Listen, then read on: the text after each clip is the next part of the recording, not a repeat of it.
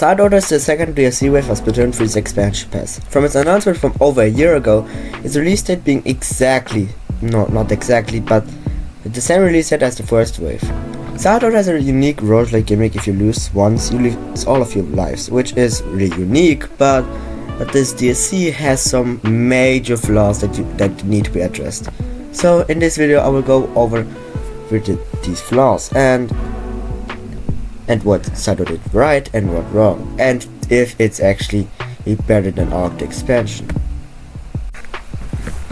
So Side Order is actually out. So what does the content have? Well, the content is something really interesting.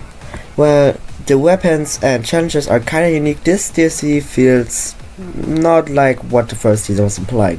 The first season implied that this DLC was dark, Agent 8 was alone, and then we needed to fight off the hook. That what at least I saw. I mean, there were thousands of theories because like this was a fucking teaser. How the fuck are we supposed to know? But yeah. Well, like the February Direct of last year, it looked like the DLC was about cloning, the death of the humankind, and the leftover things such as nuclear warning systems, I will get to that later, and the pain of being an Octarian, constantly living in a crumbling society with power issues, leaked by a dictator who just wants war, and the horrors of being sanitized, or even worse, forgotten. Of course, what we got isn't bad, but Nintendo had time to make this DLC good before Splatoon 3 launched. Like, this was actually really teased before Splatoon 3 even released, which is Nintendo just why. Side Order doesn't have as much love and effort put into story and character development as expansion did, and certainly the lack of secret boss and a bad ending. Like, I'm not joking, Side Order does not have an inner Agent 4 or a bad ending. If you lose to the final boss, you just restart. Like, Nintendo, why?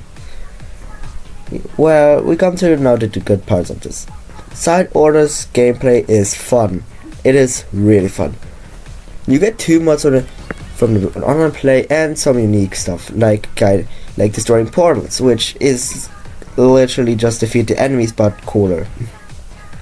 Then we have actually some more stuff like splat zones, getting a tower but you're not standing on the tower, you shoot the tower, and 8-ball. The rest is actually just clones of Splatoon 2 story mode, the return of the mamalians. Like, come on. There also aren't any target levels, which got me a bit disappointed, since Octo expansion had a lot of target levels, which really was fun to me. The palettes are really cool additions. The palettes are reflecting of the character we have. Like, for example, we have the Roller, which is Kelly's palette, or Slosher, which is Big Man's palette, which is a really cool addition, but it's not that many. It's an 8. And warning, the next segment is major spoilers to Splatoon 3's Side Order and stuff like what it is. So the weapons reflect a soul of the character in the members. For example, Splatter Shot reflects Agent 4, the Turtle Marie, the Roller Kelly, the Slosher Big Man, the Duelist Pearl, the Splatoon Stamper Fry, the Tri-Stringer Shiver, the Octoshot Agent 8, and of course we cannot forget about, if not the literally dumbest character in the title of the show, Octavia resembles the Splatling for some reason.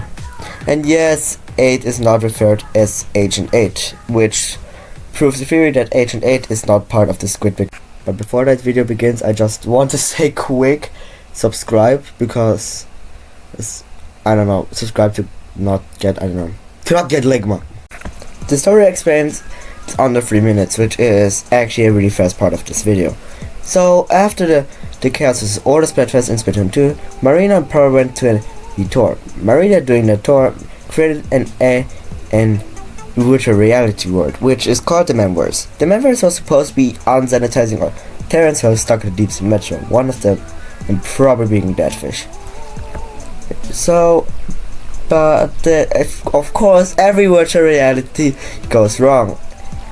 And an E3 AI gets created, named Order, which, oh my gosh, what a unique name, because actually, before Zelda released, I thought the main antagonist was gonna be called Orderly. Like, oh my gosh, Nintendo, I predicted it! So, it sucks Inklings and Octolings into The memorized by the cucumber phones, which, oh my god, it's actually something unique at this point.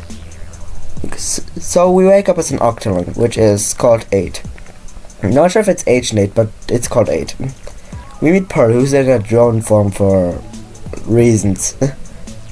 And we get into the Tomb of Order, which is the main place where we're gonna spend our time. So, after we defeat some enemies called the Gelatins, we meet Deathfish, aka Act. Like, they're actually friends of Marina, and yes, they refer to they them. You can blaspheme me in the comments as much as you want, I do not care. So, they explain that they need to find Marina, so we're gonna make 10 awful floors which are actually super easy with the dualies. As soon as we reach the top floor, we meet Marina, who's actually brainwashed by something. We defeat that thing and we free Marina, and it turns out Order brainwashed her. Marina then explains that grayscaling is actually the part of that Order is using to create it. People who are just following orders and having no free will or something, or color. The Order wants everything to be in order. No free will, no color, just mindless minions doing what they're said to do, at least according to Marina. We go back to the tower through 30 painful levels. Let's meet Order again. This time when they corrupt the entire world. And grayscale it. But so we make an entire fight, but Order to at least full program. So before it can do everything, 8 beat, which is probably her heartbeat, is too strong and breaks that. Act and Marina do some DJ stuff, and Pearl makes an epic return with the booyah. Yeah. And we actually collect a lot of power chips to create the ultimate killer way to kill Order. And it turns out Order is a small big octopus with an over voice. I swear to god, if someone clips that, I will personally assault you. And we are going back to reality, and that's side Order. Yes, it's really that short. Like, come on, like, what did you expect? What the fuck? Now I'm gonna talk about the bosses and enemies in this DLC, and at least Nintendo tried to do unique enemies and bosses. Like, only one boss is like not unique. It's literally just Octarians, but like, I'm gonna get to that later.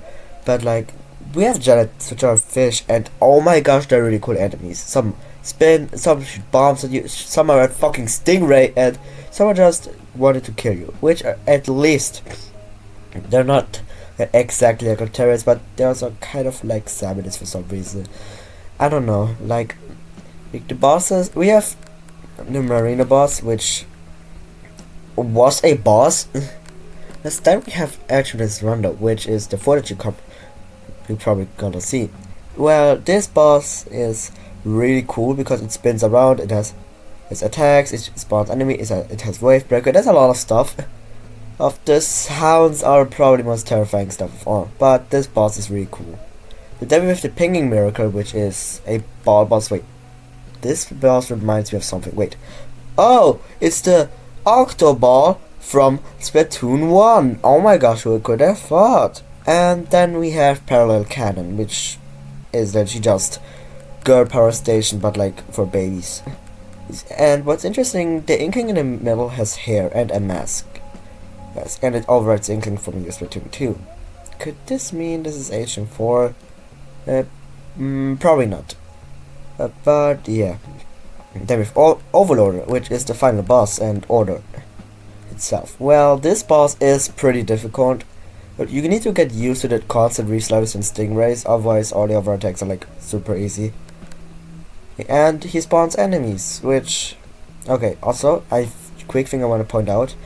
This Overloader boss has like a completely unique name every time you fight it, which is kind of cool. And the best part of all, it has 8 ball eyes. I repeat, 8 ball eyes. Of course it's evil. Scrapped content and concept art of the DLC from the first teaser are actually quite a lot. So there are like lots of images, like you search up side order images on YouTube and you find everything you need. Well, this DLC was supposed to be like, I have the feeling that this DLC was supposed to be an entirely color limited DLC, indicating about the use of color, and that only one image had color inside. I thought this was like a 24/7 only limited color level, but no. This was focused on cloning, the nuclear warning system, probably Tartar, and much more and deeper meanings. But Nintendo is of course Nintendo, and just wants like their DLCs to be like super simple, and I don't know. But this actually wraps up the entirety of my review. Well, it's not kind of like a review how I want it to be, since I cut off topic the entire time. But like, this EC isn't bad. It's more of like a meh. It's not better as Octa expansion. Of course not. Like, Octa expansion beats this DLC in like every type of way. But this DLC is meant to be replayable, not like to be story wise and gameplay wise. The palettes are really cool and unique stuff, but this DLC is literally for me just a lost potential. This entire storyline plays in a simulation, which could you actually erase that. It could not happen. So, if it could not have happened if Marina wasn't as arrogant as she is, as wanting her word of order. And you see, this is the last thing of Splatoon 3 storyline, and if not, Nintendo surprises us with 2 more storylines. This is disappointing. Most of the cutscenes are stuck into elevator or you find a boss. But otherwise, this is not actually unique to play. And I wish this DLC could have been more like its original teaser. But I love this DLC, and probably in a few years modders will get a new Rainbow Order, which I'm gonna be extremely excited because I love Rainbow expansion. But what do you guys think? Do you have any criticisms towards its side order, or do you love this DLC above everything? Let me know in the comments below.